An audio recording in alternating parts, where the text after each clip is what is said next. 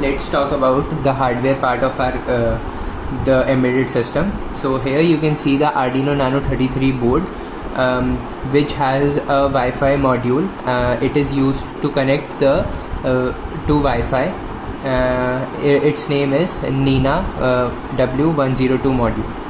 And then we have the light ambient sensor BH1750, which is used to measure light intensity. It measures intensity in LUX unit, which is luminous flux per unit area. Talking about the pin connections, this light ambient sensor, the first pin, this one is the VCC pin, which is connected to the 3.3 volt. The second one is ground pin, which is connected to here, and the third one is SCL, which is connected to the A5 of the Arduino, and last is SDA, which is connected to the A4.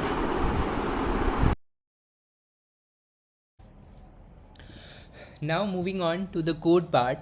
As you can see, the starting is with including 3 header files.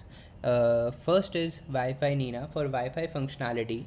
Then we have wire.h library for I2C communication, and the third one is BH1750 for our light sensor. Then you can see the Wi-Fi credentials, and then 2 instances of one of Wi-Fi client and other one of BH1750 is created, which is used in the following code. Then you can see 3 variables are created for configuring webhook requests.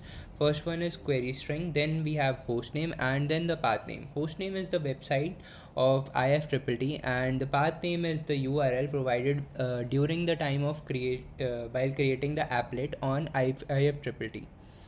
Then we have the setup. As you can see, it has just the initialization of Wi-Fi communication, I2C communication, and the BH1750 light sensor. Then it has the part to connect Wi-Fi, which is discussed, which is given in the below. You can see it here. I will explain after loop. Then we have void loop. Void loop, it is started by creating a lux variable, which measures the light intensity. Lux is luminous flux per unit area. Then it simply prints lux on the serial monitor.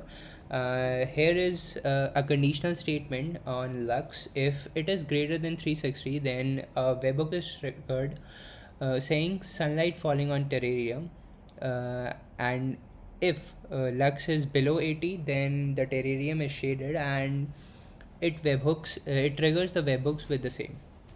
A delay of 5 seconds is given. Now discussing after void setup and void loop, we have connect Wi-Fi. Connect Wi-Fi is the simple procedure to connect to Wi-Fi. It prints on serial monitor Wi-Fi connection in progress, and it has a loop while loop, which checks the condition if Wi-Fi status is connected to the internet, Wi-Fi is connected or not. It will keep on running till the Wi-Fi is connected. After connecting, it displays Wi-Fi connected. Then we have the procedure trigger webhook, which takes the parameter event name. Event name is the event, like for light is falling on terrarium, or it is shaded, the terrarium is shaded. First of all, it checks if Wi-Fi is still connected. If it is not connected, then it connects the Wi-Fi. Then it has plenty of code writing the web to connect to the webhook. As you can see on the screen, like client.println, this function, and then if the webhook is not able to get connected, then it prints on serial monitor failed to connect to the webhook.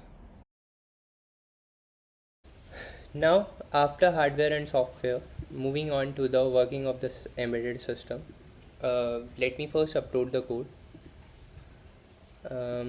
It is compiling, and now it has been uploaded. Coming to the serial monitor, Wi-Fi connection in progress. It is connecting to the Wi-Fi network.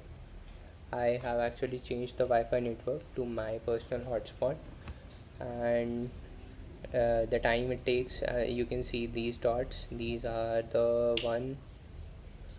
Okay, Wi-Fi connected, and the first ever reading it takes is 52.50 of luminous light intensity. Terrarium is shaded, and it triggers the webhook. Now if I turn on the flash of my mobile and see, then you can see the unit, it has increased to 215 and now 290, and it should have increased much more. Yeah, you can see 1031. The sunlight falling on terrarium webhook triggered. Now coming, what is actually it is doing, webhook is triggering. So let me check my email. Yeah, let me refresh it. Okay, it had the recent, it is giving me the email, all the emails from, you can see the time 12:52. Light intensity has changed, light intensity has been changed at itna time. um, so this is how the code is working. Now let us understand how does this work when webhook is triggered, what actually happens at the IFTTT platform. So let me first move to the IFTTT platform. Here you can see that this is the ifttt.com. Now I have already created one of the applet, my applet. So let me click here, my applet.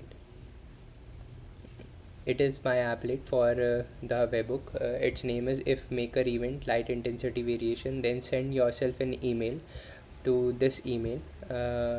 Let me show you this. uh, this is the URL I was talking during the code, uh, which is uh, which is here, in the, excuse me, what was this part, the path name. And now what actually happens when IFTTT is triggered, we will understand by this presentation. So what happens when IFTTT is triggered, the mechanism behind is that, first of all, what is IFTTT? It is if this then that, if this happens then that happens. So if webhook is triggered, then an email notification in our case is sent.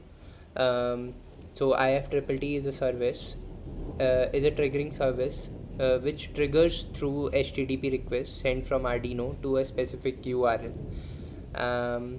The URL includes event name and API key that authenticates the request. It is the event name and API key we just have seen. In our system, event is triggered. When event is triggered, it happens when light intensity exceeds 360, that is our threshold, or falls below the 80 lux. um, then the Arduino detects light level and execute trigger webhook function. Then what happens after webhook function is triggered? The webhook function sends an HTTP GET request to the IFTTT server. Then the IFTTT server receives the HTTP GET request sent by the Arduino. The server then parses the request and verifies the authentication key and identifies the specific event. In our case, it is light intensity variation, the name of my event, and that has been triggered. So it verifies the one, and then it verifies the if part, and then it executes the dat part, which is the action. In our case, it sends an email to the specified email, which is Arduino Nano Vanch. As you can see here, these emails are going. Yes, so emails are still triggering, I think. So yes, the last email is of 12:55. Thank you so much.